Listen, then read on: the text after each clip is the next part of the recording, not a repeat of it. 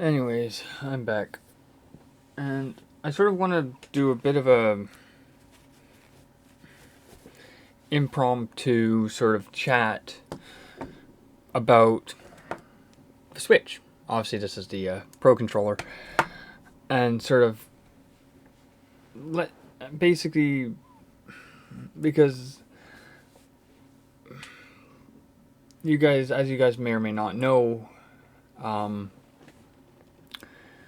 I what's the right word here? I don't really like spending a lot of money on new hardware. I don't. But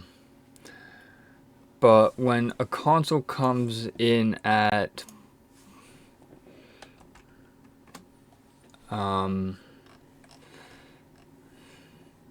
$630 before tax, which is, like I said, over $700. Some, shall we say, some compromises have to be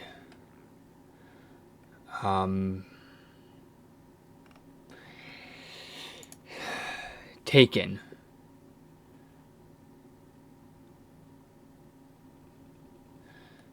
And you might be wondering, what does that mean?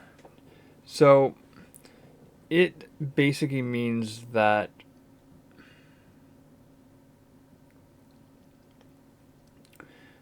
I am going to be, unfortunately, due to budgets and everything like that, I am going to have to trade my Switch OLED I have, which is the Tears of the Kingdom edition, to make the price of the Switch 2 even basically make sense for me, unfortunately. And you might be wondering, is there a way that you could keep it? Yes, there is. It just means that I would be working basically, like, either way I would still be quote unquote working. But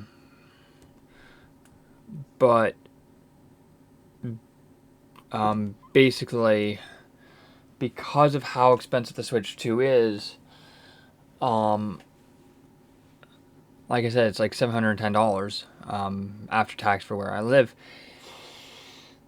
It doesn't really make a lot of sense for me to spend that amount and still have my OLED. And even hypothetically, if I could keep my OLED, I don't have the desk space. Literally, the OLED is sitting behind my monitor. Doesn't make sense. And so, yeah, it is like, and you might be wondering, like, were you thinking of trading it off when you knew that you were looking at the Switch 2?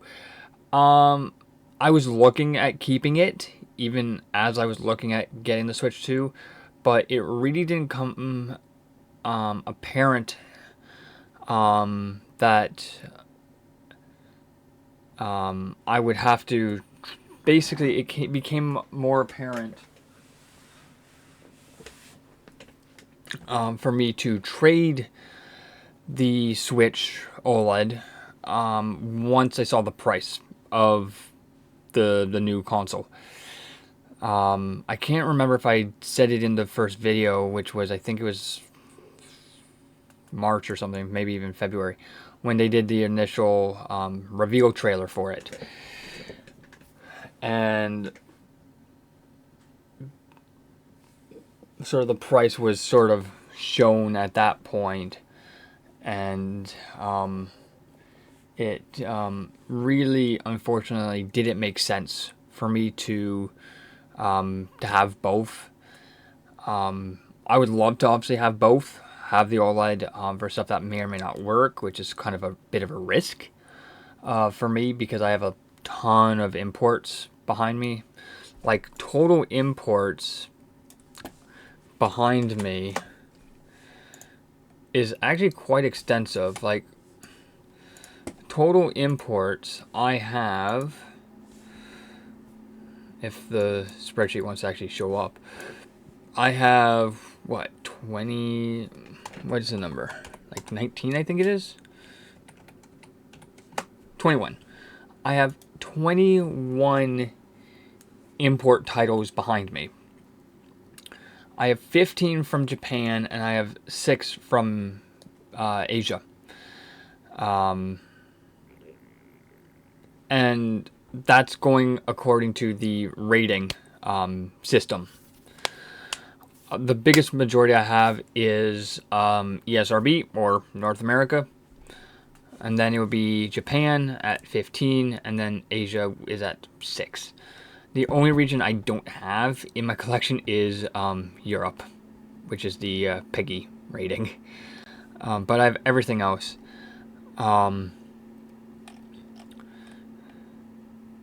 Yeah, so for me, it doesn't make sense for me to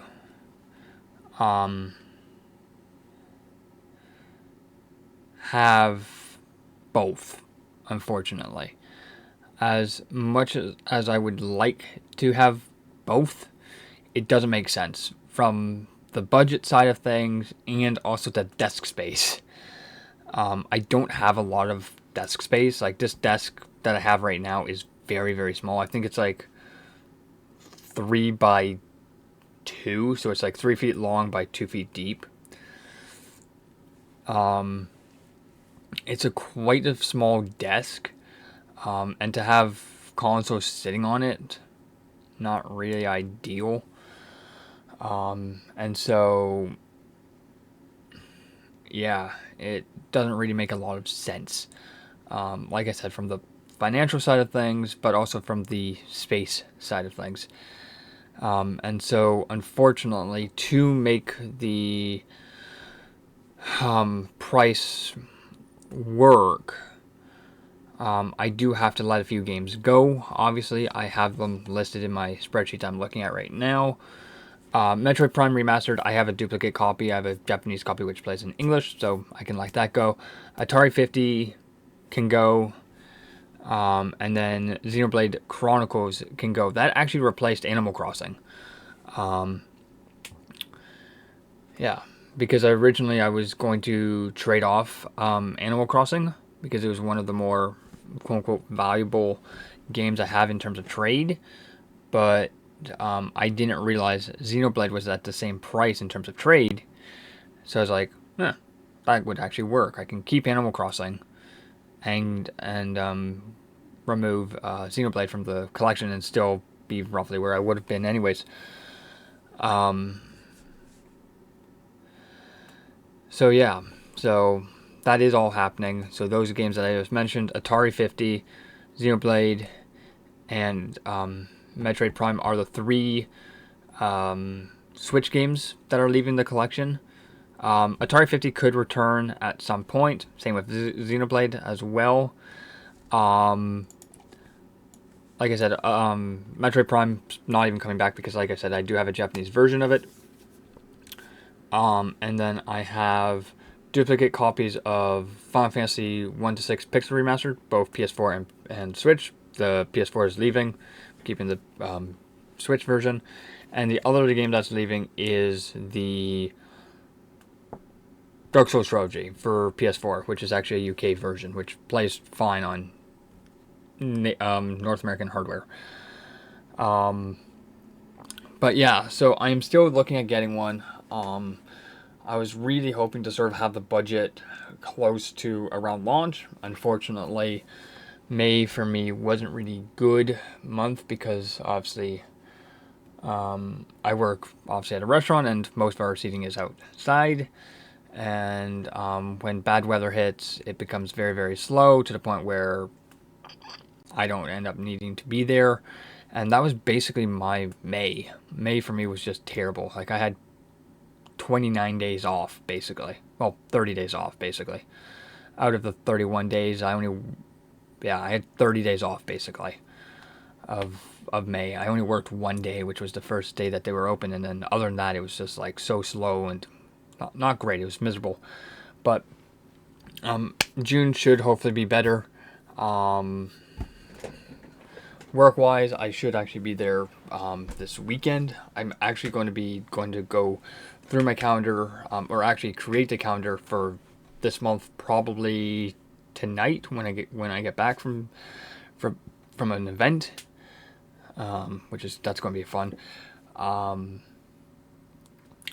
and try to get everything sort of organized for the month, in terms of events and games and stuff that I'm looking at playing and stuff like that. Try to schedule some stuff in. So I am still looking, obviously, like I said, at getting the Switch 2. And you might be wondering, like, what game are you going to get right away with the Switch 2?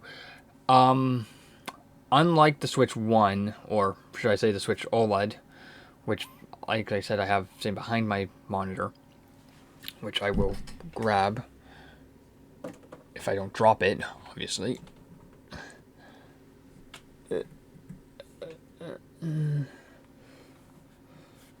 Which is the Tears of the Kingdom edition. Put that slightly there. I don't need to buy games right away. When I bought my Switch OLED back in July of 2023, I didn't have any games for the Switch at the time. So I picked up Pokemon Violet that same day. And so, which we will still be playing through. I was looking at playing that today, but I ended up doing Golf Story, which turned out to be a bit of a failure. Hence why I'm doing this video now. And then tomorrow being Thursday, I think. Yes, Thursday. I will talk about some of my favorite games for the Switch and stuff like that. Fridays I typically leave open, just depending on what's going on. Like, so then I'm not in the middle of a recording session, and I have to leave for like 3 hours, right? I typically leave my Fridays open just in case of having to be in at work early, even if it is a quote-unquote off day. I can still help out if I need to. Basically, it's sort of a flexible day for me. And then obviously I'll be at work on Saturday, Sunday. Yeah, so that's sort of the plan for the rest of this week. So I am still looking at it, but unlike when I bought the OLED that's just sitting right here, I don't need to buy games, as you can tell from the big stack of red behind me, which is actually kind of crazy to see that.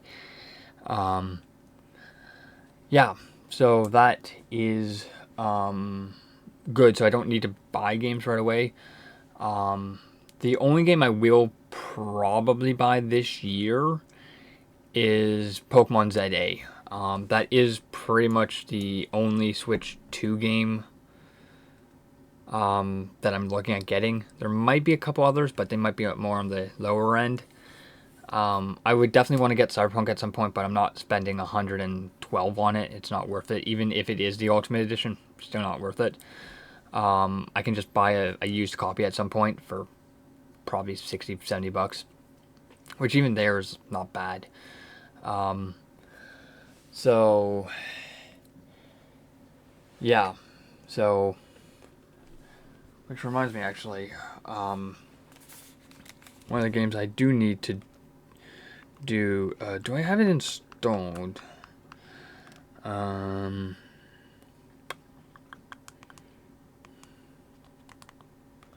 No, I do not have it installed. Okay, there we go. And that being No Man's Sky, because there is a bit of an update for that at the moment. And we will be playing a little bit of that at some point as well. Probably, I'm looking at my calendar and I'm like, I don't even have it set up. Probably sometime next week, I might look at doing some of that. Yeah. So basically, it's just sort of waiting for things to happen, like in terms of work and stuff like that. But unlike when I had when I bought my Switch 1, I didn't have any games, so obviously I needed to buy games for it at the time. And that entire collection sitting behind me is games that I've collected over the almost 2+ years. Actually, almost 2 years. It'll be 2 years this July, actually, that I bought the Switch OLED. So that's 50 games sitting behind me right now, including the 3 that are sitting on the shelf down below. Yeah, so I'm not sure what I'm going to do for Switch 2. I might look at printing more, like another one of those units, but I'll have to figure that out. Because obviously the PS4 stuff is going to be moved away, probably into my closet or something like that. And then maybe my 360 stuff can be moved. I have to rearrange that bookcase anyways at some point. But anyways, yeah, so I don't need to buy games right away for Switch 2. Basically, all my games I have on Switch 1, including my digital stuff, should work. So yeah, so I don't need to buy games right away, which is good. The only game that I am looking at buying this year, like I said, is Pokemon ZA. It really depends on what Metroid Prime 4 costs. I don't even think we have a release date for that, do we?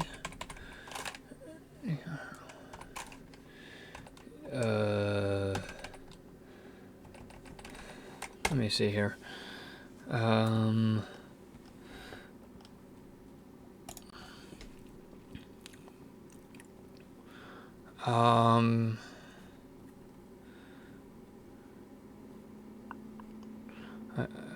Yeah, it just says 2025, so that could be October, could be November, could be December. I don't see anything on the Nintendo Store website. So, like I said, we will be trying to get through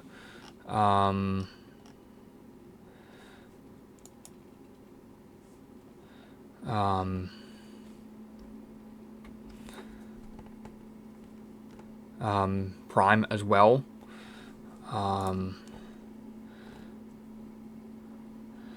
So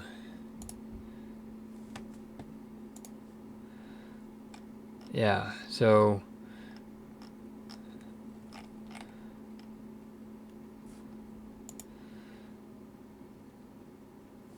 it's kind of annoying that there's 2 versions of one game, being Hogwarts Legacy. There's the standard version, and then there's the one, quote unquote, for Switch Switch 2, and there's not even an upgrade for it, so I'm not sure on that. But yeah, Metroid Prime is definitely going to be another one I look at.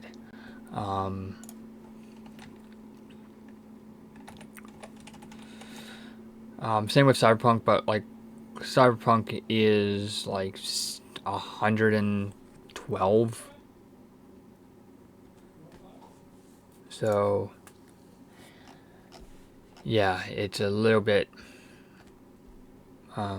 expensive, shall we say. So I will keep an eye on that. I'll probably buy it when it becomes available used.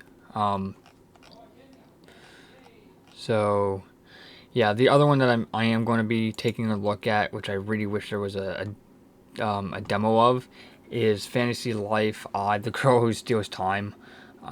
That's kind of expensive. That's like $79 for the standard, And then if you want the digital, you're looking at like $100 probably. I don't really know what the... Okay, so it's the upgrade. What do you get with the deluxe?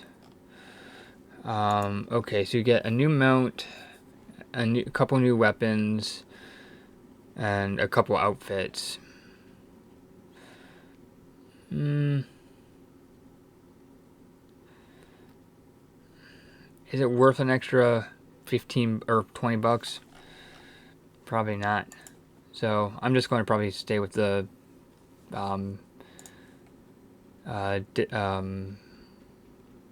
standard version, and I'll probably just buy a physical copy when it becomes used. Which I don't think it's available used now. I don't think it might be. Oh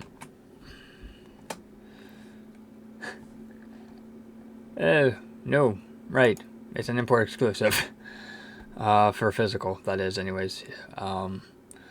Yeah, and Switch 2 for me is going to be a little bit weird trying to figure out, okay, what's on cartridge, what's a game key card, and what's a code in a box type of thing. So that's going to be kind of interesting to try to figure out what is what. I know Cyberpunk is going to be on cartridge. We have that confirmed. I don't know anything about Metroid Prime. Like I said, that hasn't been confirmed, but considering it's Nintendo, it should be on cartridge. Don't quote me on that. Should be. And same with Pokemon as well. Should also be on cartridge, but again, who knows? So yeah, it's an interesting time to be a Switch collector at this point. And you might be wondering, like, with the Switch 2 very much on the horizon, are you still going to collect Switch 1 stuff? Yes. There are still, I think, about a handful of Switch 1 games I'm looking at. I need to get a physical copy of Pokemon Sword, so then I can complete that set. And another visual novel I do want to get, but that's kind of expensive. That one's like $100.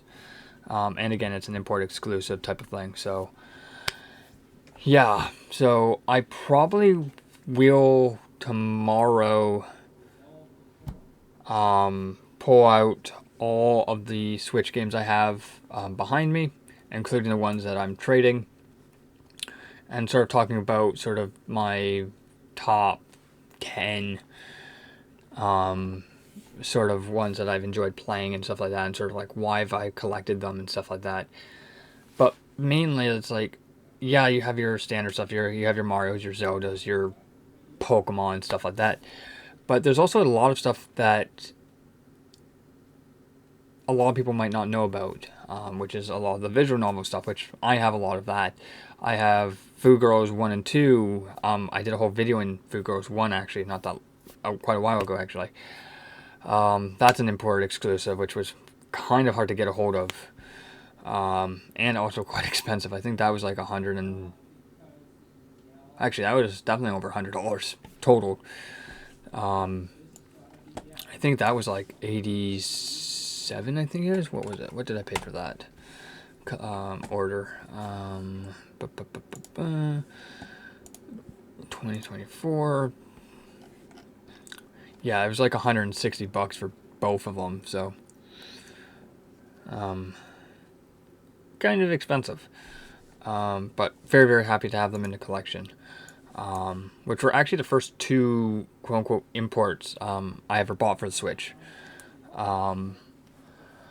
Yeah, so that video is going to be happening tomorrow.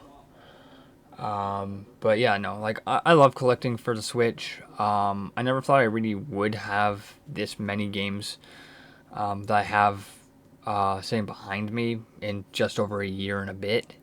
Almost 2 years. Because it's not cheap. Like, a lot of these games are not cheap. Like, I have videos explaining, like, I've done ones for, like, most expensive ones. Actually, which ones have I done? Let me pull it up this way. Um,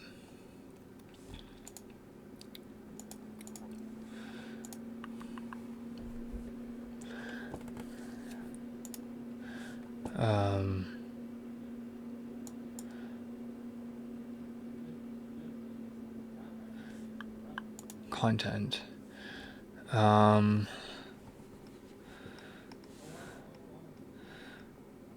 I did one back in March for the full collection. I did one specifically talking about all my imports. I have ones that are $80 and up. Visual novels, I talked about in January. Switch update.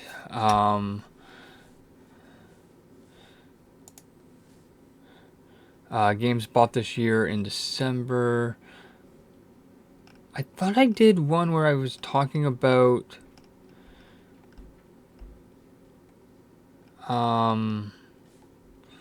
like $100 plus type of games. I did one, like I said, in May of this year with talking about all my visual novel stuff.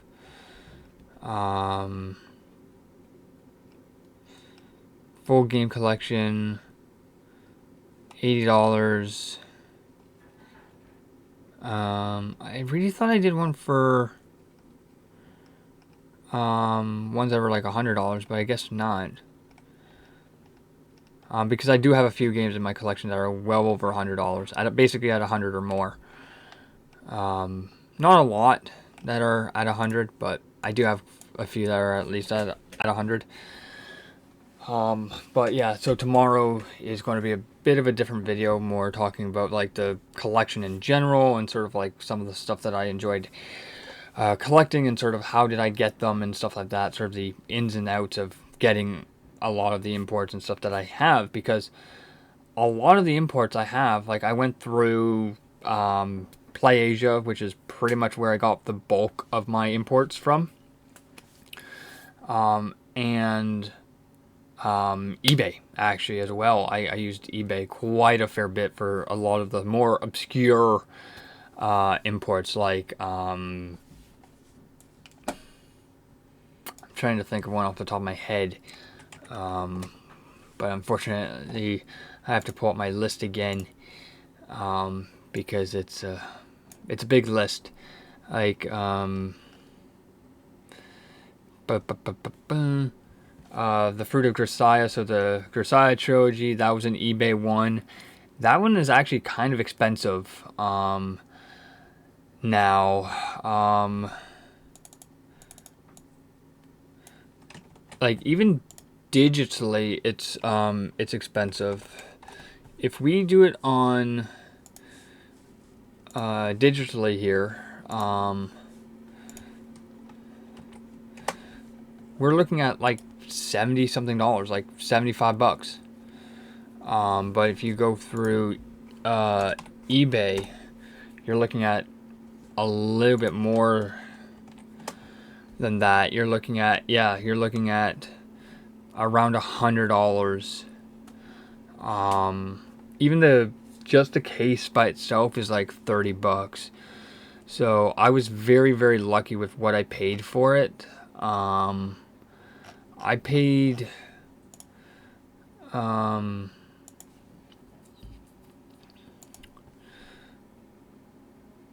can't remember what I paid. I think I paid like what did I pay for it? Yeah, I paid like $60 for it. But that ended up being $87 Canadian at the time, which it's still showing right now. And that ended up being like 110 at the end of it because I had to pay import and stuff on top. So yeah, so a lot of the ones I did buy from eBay. That was actually the first game I bought from eBay for the Switch. Let's Go Eevee was a pretty decent price. I think that was like $70 Canadian at the end of it, which is actually kind of reasonable because that game is hard to find physically. I got a very good deal on Pokemon Shining Pearl. That was about $23, so I paid about $40 Canadian for it, so a very, very good deal. Metroid Prime Remastered.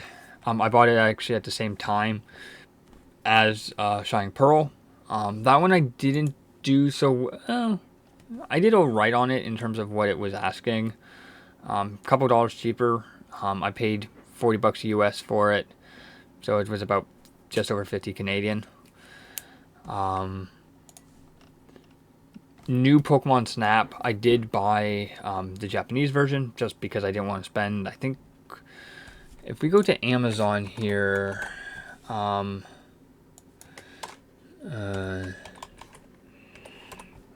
we're asking, yeah, it's about $70 for Snap. Yeah, so I paid around market for it, just slightly under market, but not too bad. The one that I did a very good deal on, like in terms of what a US version or a ESRB would be, is Detective Pikachu Returns. That was a very good deal from Japan. That is like $64 off of Amazon for a ESRB. I paid $25 for it. Granted, it was used, but still, I don't mind that. And so, yeah, it was perfect. So $25 for it. So I would recommend eBay for some of the import stuff. But just be aware if you are going down the eBay route, shipping times do take a little bit longer, like in typical fashion. Like sometimes if you order something, let's say I order something today, right, which is the 4th of June, it might not come until the very end of June at the earliest, beginning of July. And also be aware that there could be import once it gets to final destination, depending on how it's shipped and stuff like that. Because with the Grisaia trilogy, I wasn't expecting to have to pay, I think it was like $20 on top of what I already paid. I wasn't expecting it.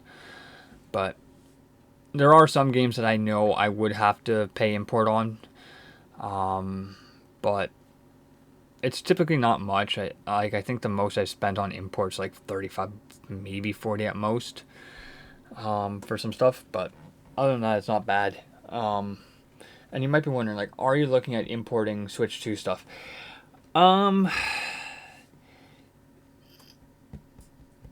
That's a question mark at the moment. Yes, I am looking at Switch 1 imports. Like I said, I am still looking for Blue Moon Glass, which is a visual novel. That one's quite expensive. That's like $100 from PlayAsia. But other than that, really, I'm not really looking at importing Switch 2 stuff at the moment. Just because I don't will have the budget, unfortunately. But if something catches my eye and I have the budget for it, I might. We'll see what happens, though. It will probably be next year, though. I look at sort of Switch 2 imports and stuff like that. But again, who knows?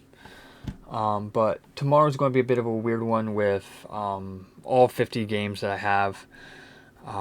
Technically, it'll be 50. Yeah, 51 because I do have a duplicate, which is Metroid Prime remastered. And if you don't believe me, I'll grab my 2 duplicates I have.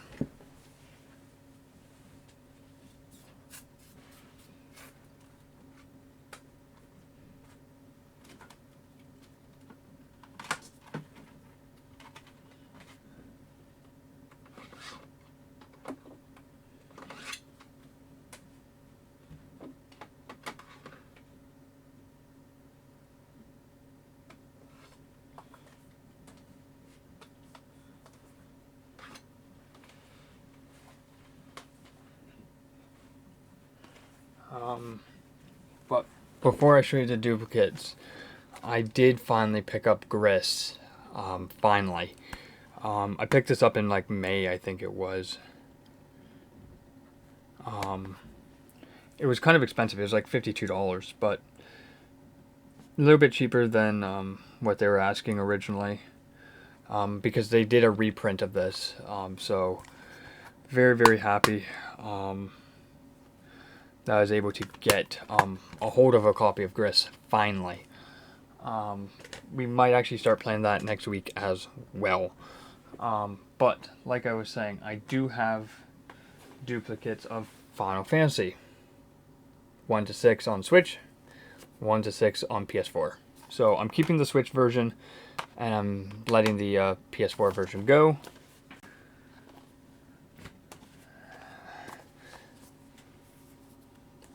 Yes, Metroid Prime, which is this one here, is the Japanese version. This is the North American version. So cover art is slightly different, but in reality, if you like the Japanese artwork better, like I do, you can literally just reverse it. If I knew that before I bought that version, I probably still would have kept the, or I would have only ordered the Japanese version, not also the US version. And here's the exact same. If you like the US version better, cover-wise. But it is what it is. Mistakes were made, obviously. But yeah, so Metroid Prime actually is decent trade. I can't remember exactly what it trades in for, but I think it's like $20 or so. I think it's like 20 or something. 25, I think. I can't remember. I'm actually checking right now. Because trade values change daily.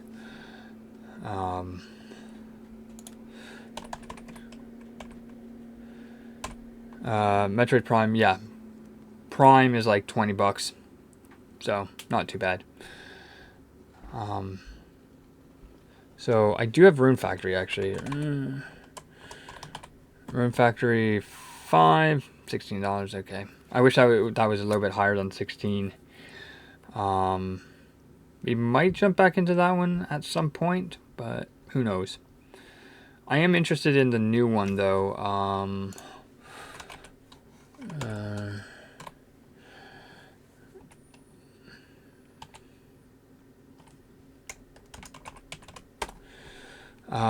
Called Guardians of Azuma. I am interested in that one. But unfortunately, it's still very, very expensive. It's like $80. Well, it would actually be closer to 90. Actually, it'll be like $90 and something. And it's actually releasing tomorrow. And the Switch 2 version of the exact same game is 112 Canadian, at least for where I live. And I don't know why it's 112. And like I said, that's with tax and everything. I don't understand why it's that expensive. There's... I don't know why. The other one I'm interested in is... the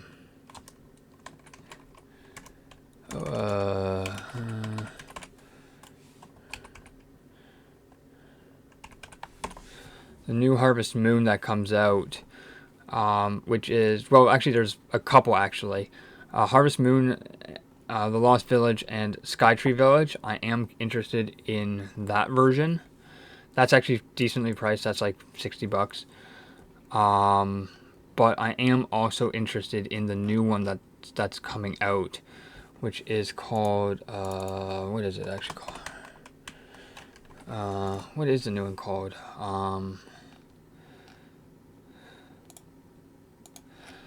What is the new one called?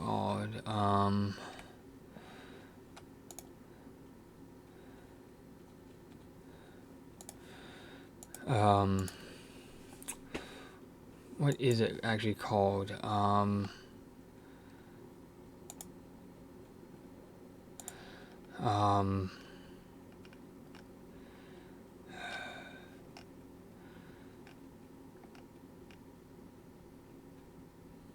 There's a new one coming out.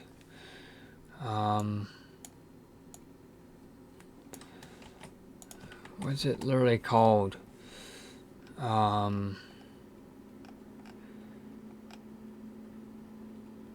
Might actually be that one, actually.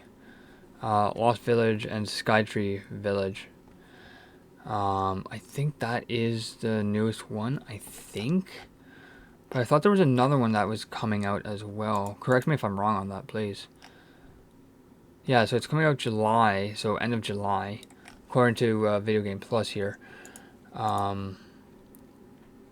Story of Seasons. Oh, it's Story of Seasons. That's what it is. Not Harvest Moon. um,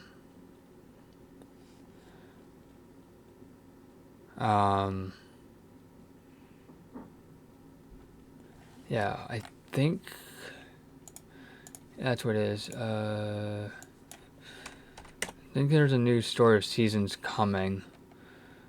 Called Grand Bazaar. That's what it is. I am looking at that one, but that one's quite expensive. If we go to the website here, it's very, very expensive. If we pre-order it, granted, I'm not actually going to pre-order it. Digital Super Deluxe.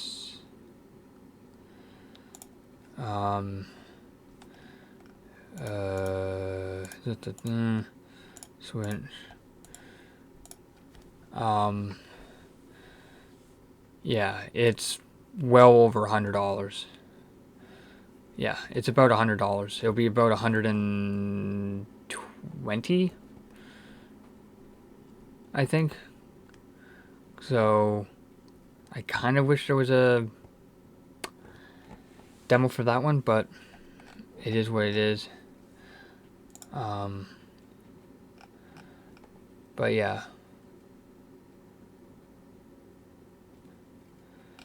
Yeah, but you can get just the standard version. This one right here that I'm looking at is the Super Deluxe, so it has all the content. But the standard one is, I think, $79. I think, yeah, $79 for the standard. But there is an upgrade pack if you already own, or if you already. Wait, so when does it come out?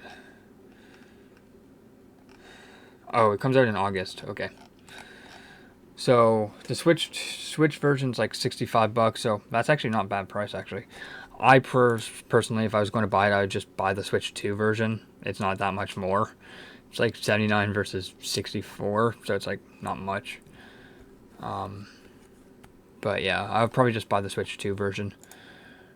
But yeah, like I said, I kind of wish for that one. I wish for some demo for it, but not from what I can see. Here, there might be on Steam though. Let me check. No, there is not. But yeah, so there are a few games that I am looking at for Switch 2 and everything, but primarily it's all Pokemon at this point. So yeah, like I said, I'm going to be doing a full showcase of all the games I have behind me, not just the ones I sort of showed off today. But the entire collection I have after about a year and a bit, actually, of at least from when I started collecting, which was July of 2023. Actually, when did I buy my Switch? Actually, it was here it is. Yeah, July 5th of 2023.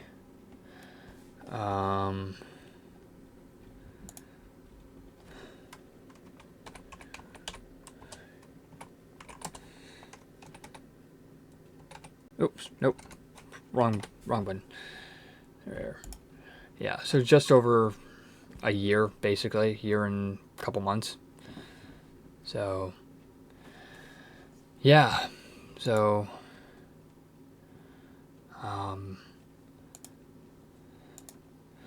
Yeah, there are still a ton of games that I do need to look at getting. Actually, I can... Yeah. So... sorry, I'm just trying to...